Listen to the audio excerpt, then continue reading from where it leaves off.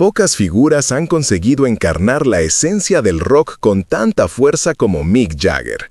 Durante más de 6 décadas, el líder de los Rolling Stones ha sido el símbolo del desenfreno, de la rebeldía y de esa energía inagotable que parecía retar al paso del tiempo. Pero hoy, con 82 años a cuestas, el mito deja asomar la voz del hombre. Detrás de los movimientos frenéticos y de los himnos que marcaron a generaciones enteras, se oculta una vida atravesada por contradicciones, disciplina y exceso, triunfo y pérdida, fama global y una soledad que nadie imaginaba.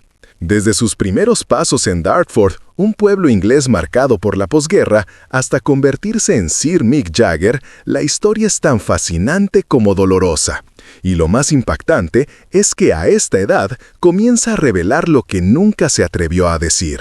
Confesiones sobre la carga de la fama, sobre los errores de juventud, sobre las ausencias que aún lo persiguen. Este no es el relato de un dios del rock intocable, sino el de un hombre que sobrevivió a la tormenta y que ahora mira atrás con honestidad. Prepárate, porque la verdadera vida de Mick Jagger es mucho más intensa que cualquier riff de guitarra. Michael Philip Jagger nació el 26 de julio de 1943 en Dartford, Kent, en plena Segunda Guerra Mundial. Su llegada al mundo estuvo marcada por un ambiente de incertidumbre y disciplina. Su padre, Basil, era profesor de educación física, un hombre que creía en el esfuerzo y la constancia, y que incluso introdujo el baloncesto en las escuelas británicas. Su madre, Eva, proveniente de Australia, ejercía como peluquera, pero llevaba consigo una vitalidad contagiosa y una visión política conservadora que influiría, sin quererlo, en la manera en que Mick observaría la vida pública. Entre esas dos fuerzas opuestas creció un niño curioso, que ya mostraba una personalidad dual. Por un lado, obediente y aplicado, por otro, inquieto y con un brillo rebelde en los ojos. La música no era el destino trazado por su familia, pero se convirtió en su refugio. De niño se unió al coro de la iglesia y descubrió que cantar lo hacía sentir libre. En casa, la radio fue su maestra. Mientras la BBC ofrecía programas formales, Radio Luxemburgo transmitía los sonidos atrevidos del rhythm and blues estadounidense. Allí escuchó por primera vez a Little Richard, a Chuck Berry y a Muddy Waters, nombres que más adelante serían la columna vertebral de su estilo. Mick no solo escuchaba, estudiaba, imitaba y absorbía cada detalle con una obsesión que anunciaba lo que vendría. La vida le tenía preparada una coincidencia que cambiaría el curso de la música. En la escuela primaria conoció a un chico llamado Keith Richards. Compartieron juegos y un amor incipiente por las canciones. Se separaron cuando la familia Jagger se mudó, pero en octubre de 1961, con 18 años, el destino los volvió a unir en el andén de la estación de tren de Dartford. Mick llevaba bajo el brazo unos discos de blues, y al verlos, los ojos de Keith brillaron. Aquel instante fue más que un reencuentro. Fue el renacimiento de una sociedad creativa que escribiría páginas eternas en la historia del rock. Juntos formaron The Blues Boys con algunos amigos, un grupo que ensayaba sin descanso y versionaba a sus ídolos americanos. Al mismo tiempo, Mick estudiaba en la London School of Economics con una beca, destacando en finanzas y contabilidad. Parecía destinado a una carrera seria, quizá en la política o el periodismo, caminos que él mismo consideró en más de una ocasión. Pero cada vez que se subía a un pequeño escenario, comprendía que nada lo hacía sentir tan vivo como el blues. En 1962, Mick y Keith se unieron a Brian Jones e Ian Stewart y dieron vida a una banda que pronto adoptó un nombre inspirado en una canción de Muddy Waters, The Rolling Stones. Andrew Luke Oldham, un joven manager visionario, los moldeó como la cara opuesta a los Beatles, salvajes, peligrosos, indomables. Fue él quien presionó a Jagger y Richards para que escribieran sus propios temas. Y de esa alianza surgieron himnos como The Last Time y poco después, el rugido generacional de I Can't Get No Satisfaction.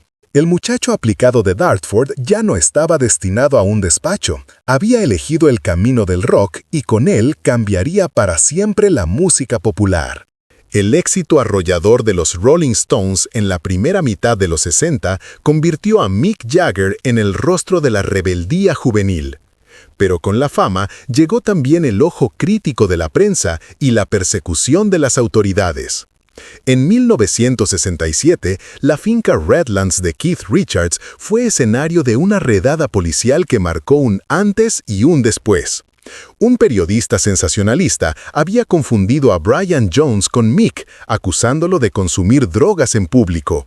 Y aunque aquello era falso, la maquinaria mediática ya estaba en marcha.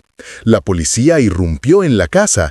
Jagger y Richards fueron arrestados y condenados a penas que muchos consideraron desproporcionadas: 3 meses para Mick y 1 año para Keith. La sociedad británica debatió con furia si los Stones eran simples músicos o una amenaza para el orden establecido. El periódico The Times sorprendió al publicar el famoso editorial Who Breaks a Butterfly on a Wheel, defendiendo a los jóvenes y denunciando el castigo excesivo. Finalmente, en apelación, las sentencias se redujeron, pero la reputación de los Stones como los chicos malos del rock quedó grabada a fuego. A esa presión externa se sumaban tensiones internas. Brian Jones, brillante multiinstrumentista y cofundador de la banda, se hundía en sus propios demonios. Problemas legales, adicciones y conflictos personales lo alejaron del grupo hasta quedar aislado. En junio de 1969, Mick, Keith y Charlie Watts lo visitaron en su casa y acordaron su salida. Un mes después, el 3 de julio, Brian fue hallado muerto en la piscina de su hogar en Sussex. Tenía solo 27 años. La noticia golpeó a la banda con una fuerza devastadora. Apenas 2 días más tarde, los Stones debían presentarse en Hyde Park en un concierto gratuito. Lo que iba a ser un espectáculo vibrante se transformó en un funeral público. Mick, vestido de blanco, leyó versos de Shelley en homenaje y miles de mariposas fueron liberadas en el cielo londinense antes de que la música comenzara. Fue uno de esos momentos en los que el mito y la tragedia se funden para siempre. Pero el año aún tenía reservada otra herida. El 6 de diciembre de 1969, en el festival gratuito de Altamont, en California, los Rolling Stones subieron al escenario con la intención de ofrecer el Woodstock de la costa oeste. Contrataron a los Hells Angels como seguridad, una decisión fatal. Desde el inicio reinó el caos, peleas, tensión, un ambiente enrarecido. Jagger fue golpeado en el rostro apenas aterrizó en helicóptero. Y durante la interpretación de Under My Thumb, la violencia estalló frente al escenario. Un joven murió apuñalado. La banda, sin conocer la magnitud de lo que ocurría, continuó tocando por miedo a provocar un motín. Aquella noche quedó registrada en el documental Gimme Shelter y se convirtió en un símbolo oscuro del final de los 60.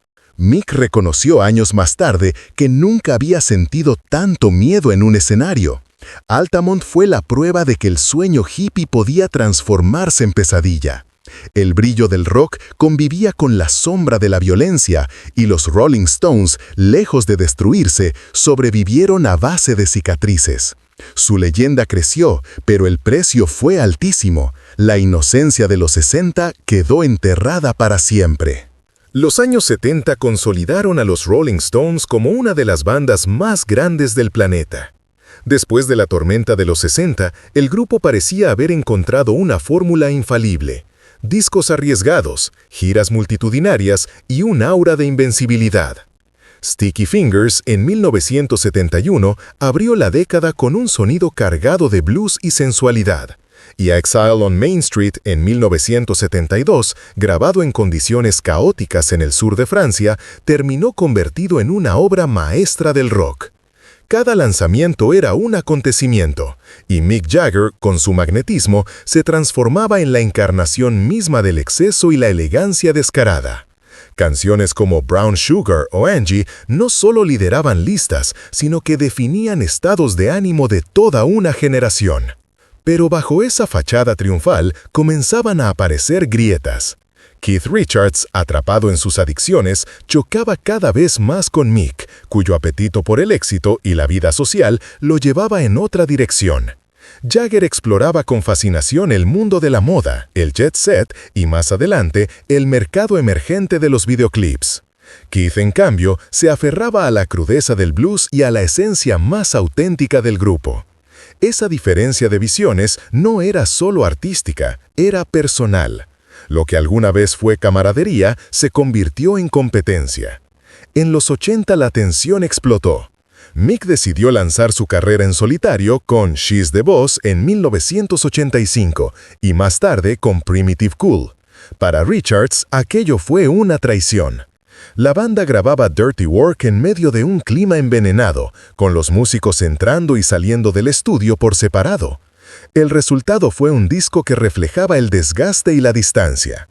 Keith comenzó a referirse a Mick con apodos burlones como Brenda o Su Majestad, ridiculizando lo que consideraba un ego inflado y un comportamiento de diva. En entrevistas, sus palabras eran tan afiladas como sus riffs de guitarra. La publicación de las memorias de Richards Live en 2010, décadas más tarde, confirmó que aquellas heridas nunca sanaron del todo. Allí describió a Jagger como alguien que había dejado que la fama se le subiera a la cabeza, incapaz de reconocer el valor de la hermandad que compartían. Mick, por su parte, se defendía a su manera. Continuaba liderando los Stones en cada gira, probando que aún tenía el control del escenario y de la marca que habían construido juntos. El título de caballero que Jagger aceptó en 2003 fue otra chispa en el incendio. Para Richards era la prueba de que Mick había abrazado el establishment contra el que alguna vez se habían rebelado. Los Stones no son parte de la realeza, son los forajidos del rock, llegó a decir. Sin embargo, más allá de insultos y diferencias irreconciliables, existía un lazo imposible de romper. Como reconocería el propio Keith, ya no eran amigos, pero eran hermanos. Hermanos condenados a compartir escenario, canciones y una historia que los superaba. La paradoja era clara. Las peleas y tensiones que amenazaban con destruirlos eran también la gasolina que mantenía viva la maquinaria. La química entre Jagger y Richards, con todo su veneno y su magia, era el corazón de los Rolling Stones. Y aunque cada uno soñó con escapar del otro, ninguno pudo. La música siempre los devolvía al mismo lugar.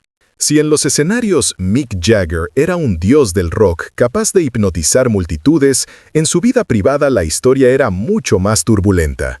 Sus romances ocuparon titulares, pero detrás de cada fotografía glamorosa se escondían heridas profundas y decisiones que marcaron su carácter. En los años 60, su relación con Marianne Faithfull simbolizó la unión perfecta entre música y bohemia londinense. Ella, etérea y frágil, se convirtió en musa y compañera, hasta que una tragedia truncó el idilio. Marianne quedó embarazada y perdió la criatura en 1969. Aquella pérdida fue devastadora. Ella se hundió en las drogas y la depresión, mientras Mick se volcaba en el trabajo. Ambos quedaron marcados, y el dolor anticipó la inestabilidad que acompañaría al cantante en sus relaciones futuras. Poco después inició un romance con Marsha Hunt, la actriz y cantante afroamericana que dio a luz a su primera hija, Caris. Aunque la relación fue breve, Caris se mantuvo como un ancla discreta en su vida. En 1971, Jagger se casó en una fastuosa ceremonia en Saint-Tropez con Bianca Pérez Mora Macías, una socialite nicaragüense que parecía darle estabilidad. Nació su hija Jade, pero la unión se desmoronó pronto. Bianca no soportó las constantes infidelidades de Mick y pidió el divorcio en 1978, confesando que el matrimonio terminó el mismo día que empezó. El capítulo más largo de su vida amorosa lo vivió con la supermodelo tejana Jerry Hall. Durante más de 2 décadas compartieron casa, giras y hasta una ceremonia simbólica en Bali en 1990.